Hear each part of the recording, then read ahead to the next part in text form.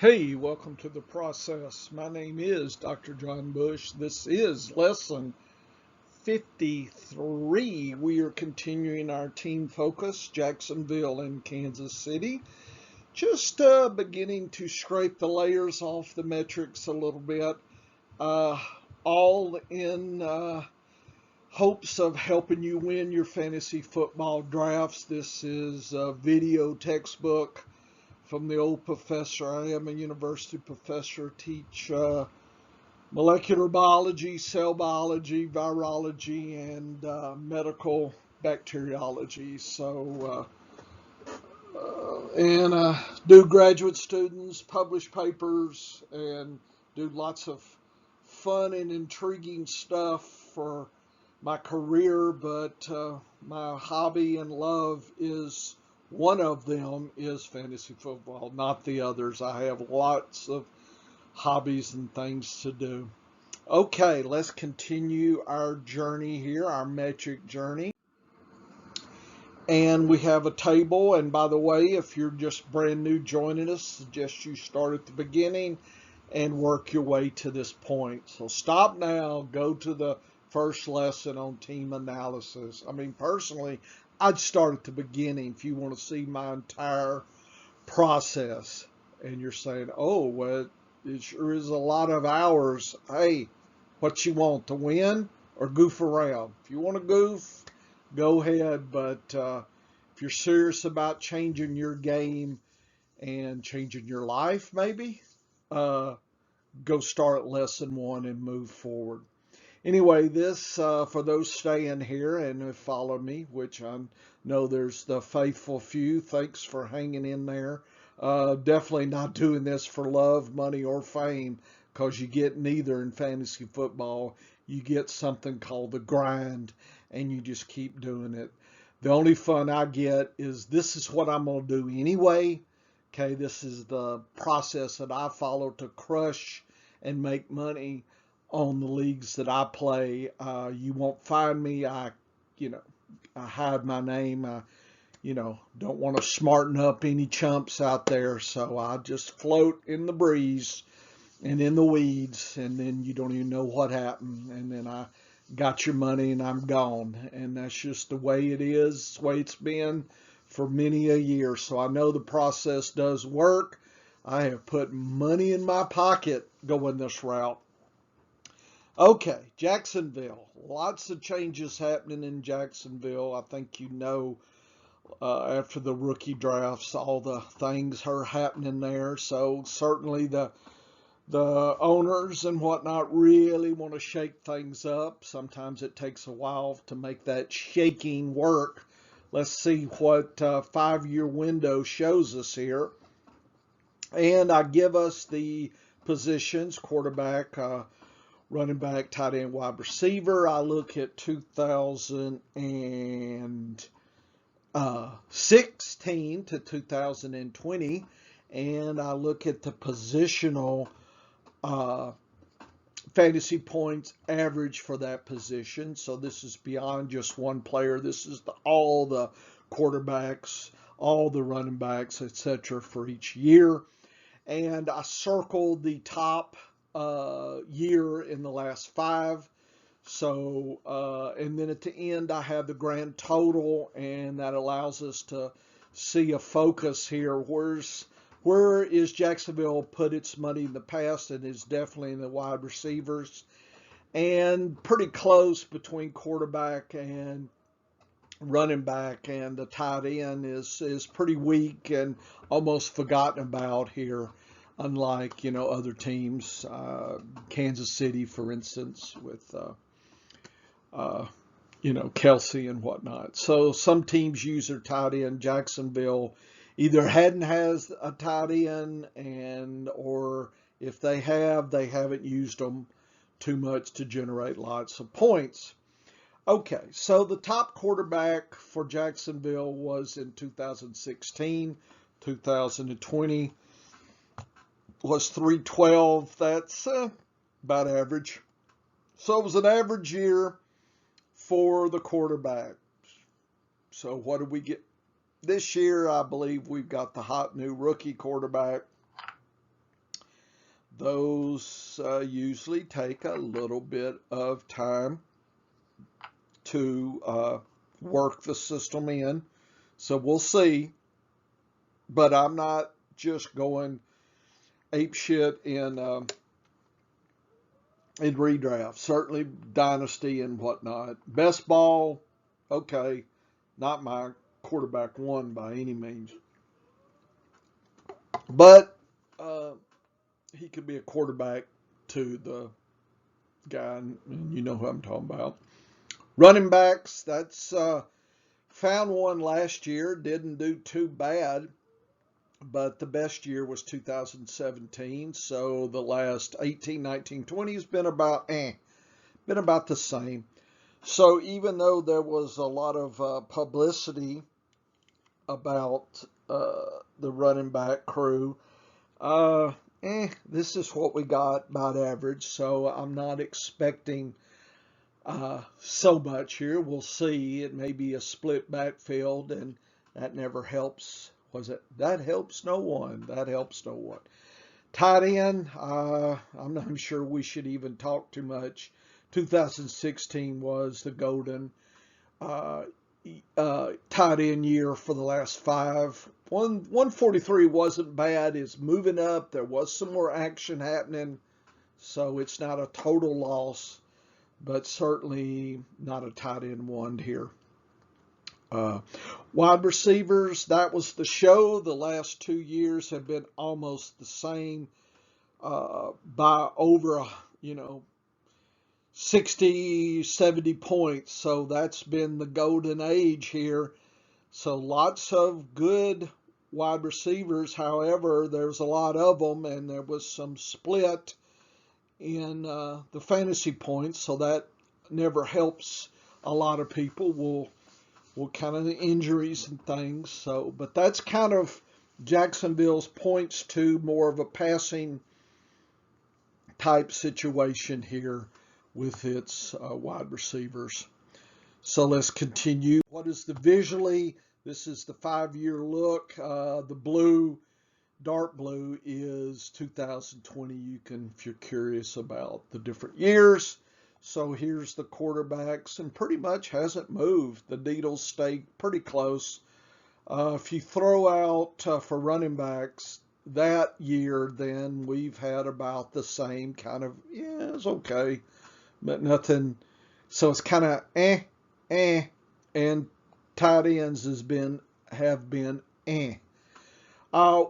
Wide receivers have been the best for this team and whatnot. So that's been good. Check out those years. So it's nice.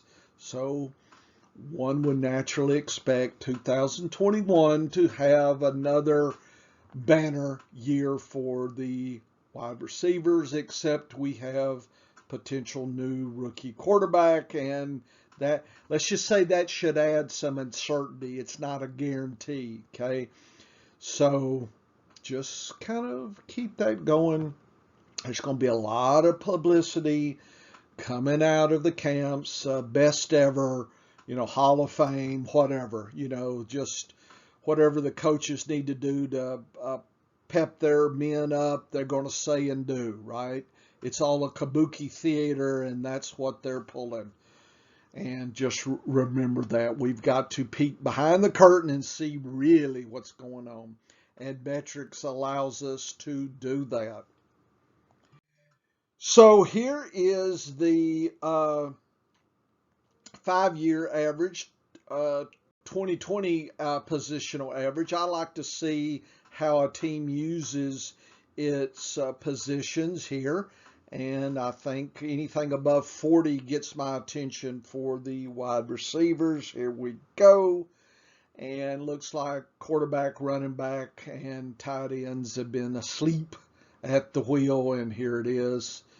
And I think 2020 pretty much mirrored that. That's kind of, we moved up a little bit. Okay, we did a little bit of a minus, and that equals the plus, right? It is kind of, people say it's not a zero-sum game. Positional usage is a zero-sum game, okay? Because the way I calculate, it is 100%. So we look at the different piece of the pie. So there was a little more going to wide receivers. Just keep that in mind. So I've got the kind of a latest situation here on the PPR redraft ADPs. Last couple weeks I calculated it, and Trevor Lawrence, the hot new Hall of Fame rookie quarterback coming in, going in round 13, so definitely not an early QB1, probably more a QB2. And if that's the case, is he going to be able to support lots of passing? Or will we see the tight end come back into play and the pass catching running backs coming in?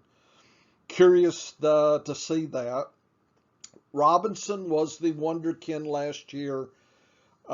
He's going round 2, almost to round 3. That seems fair, but it doesn't seem like a bargain. So if you could get him in round 3, great. I am taking him where I can in round 3 in best ball. If you're doing a 0 running back, he's worth a gamble. The next running back, remember OTE there, is going in round 10, and Carlos Hyde added round 14. I think people are getting a little heavy-handed drafting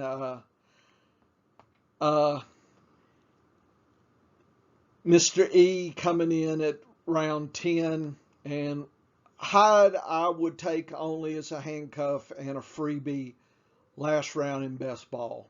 Okay, so other than Robinson, I think I'm going to let everybody else snack on the other two. I know there's uncertainty with the rookie, Mr. Travis, but I don't know how that's going to play out. The wide receiver crew, Baby Shark, Chenault, and Marvin Jones was added. So right now it's 7th, 9th, and 11th. What that says, the public can't pick a wide receiver 1, thinks Shark is it, but concerned about the quarterback. Round 7. I would be cautious and look for bargains. I guess Marvin Jones would be the best ball target there, and I don't think I've drafted a share of the other two in best ball yet.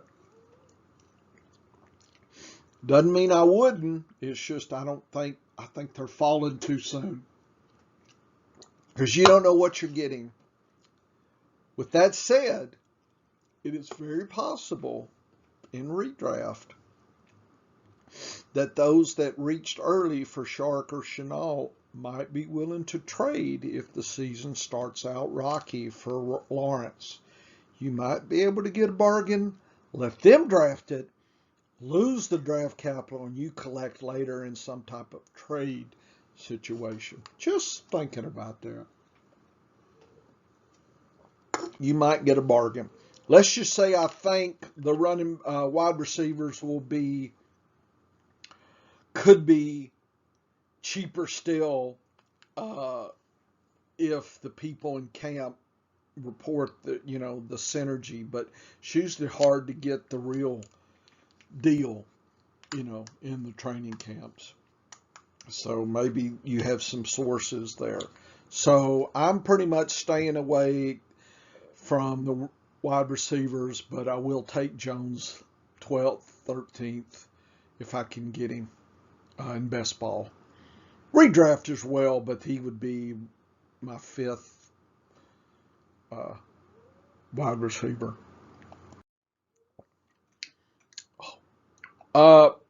This should be the 0 mark for the difference. This is percent usage. This is percent difference. Anything above 0 is a positive. Anything below is a negative. I'm comparing 5-year versus 2020.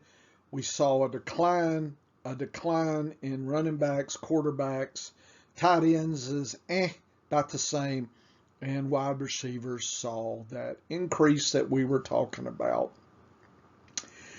Not sure how the rookie quarterback's going to play. This may actually decline.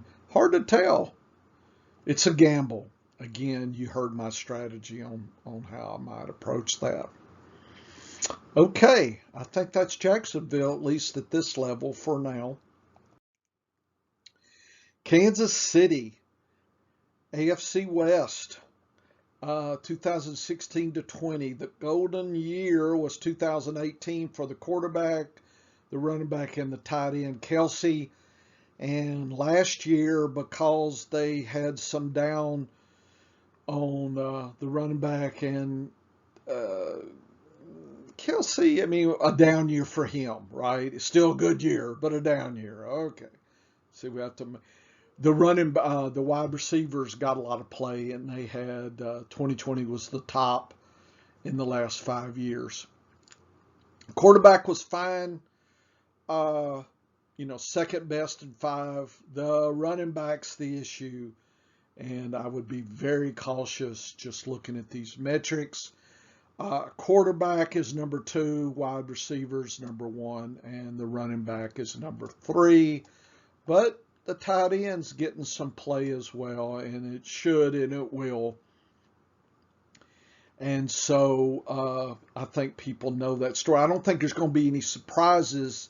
I think people are down on the running backs, up on Kelsey, up on Tyreek Hill, up on the quarterback. Seems reasonable given these metrics here. Here's the quarterbacks for 2020. Here's 2018. Had a little down year, but now we bounce back. Running backs, ruh-roh, they've been declining. That's not a good trend. Kelsey's about like he can be. Had a down year this year, 2019. Nice wide receivers moving up. I think that's because the wide running backs have moved down. If Kansas City does get running backs, then I think that will cost some of the wide receivers some play. Maybe not Tyreek Hill, but some of the 2 or 3 guys. Okay, so, the pie doesn't increase. It just, the share moves around a little bit. Here's the 5-year usage versus the 2020 usage. Quarterbacks the same. We have a nice decline. I don't say what nice is. Not nice. -4. Tight end about the same. Wide receivers up. So direct correlation. Running backs down, wide receiver, quarterback up. Just a little. So Holmes is one of the earliest quarterbacks, round 2, almost round 3. I think that's fair. I don't think that's a bargain. Okay. If I can pick him up in my 4th pick in best ball, I do consider him, and I have drafted him. But usually I'm more of a late round QB guy, but you can't, I think the potential's there. CHE, 3rd round, almost halfway. I think that's about right. I think if the publicity machine gets, this may be the cheapest, and Darrell Williams is merely the handcuff. He should be free in best balls. I guess if I grabbed Mr. Clyde, I think I would have him as a handcuff, but I'm not sure that's the best handcuff to have. Kelsey, 109. I've been seeing him go 107, 106. So maybe in best ball, this may be a little light, best ball versus redraft, but he's going in the 1st round. That seems reasonable, not And fair, not a bargain. Okay, not a bargain. Hill is going at the turn. I can see somebody grabbing, uh, Hill and another wide receiver doing the old zero running back start out. That seems fine. There's some buzz, Nicole Hartman, but he's round 14. He's probably free. So if you really like the wide receiver too, somebody's got to catch it, right? And Holmes, so I guess he would be, even though wide receiver 2 is probably wide receiver 3 or 4, if one of these catches, it may be worth a grab. I haven't grabbed one share yet, but I've only done 20 best balls so far here, third week in May. So I hadn't had time. I've been grabbing other freebies. So I think you're getting fair shot at all these. I don't think you're getting bargains at all these prices. I'm not over going crazy trying to reach for any of these either. Just saying, okay, fair price. Here is the difference from 2020 to 5-year and wide receivers and QB's a little bit decline and about the same. So if they solve the running back problem, I think that pass catching with Kelsey or Hill may go down a little, but not probably enough. But I wouldn't reach for them because you would lose a little bit. So I think I would stand pat on those prices and wouldn't be reaching for any of those.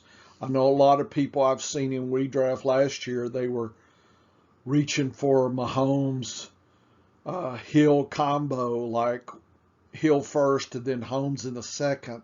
That's pretty rich. I think I would do other things. I would not reach to try that strategy this year. We'll see. Some people will. You'll see that in a lot of the public leagues where I hang out and collect some goodies. Okay, I think that's my 10-cent tour. I say that a lot. Maybe 5-cent tour of this. So come back. This is the process. My name is Dr. Bush. We will continue our journey with team analysis here, at least at this level. We're having fun.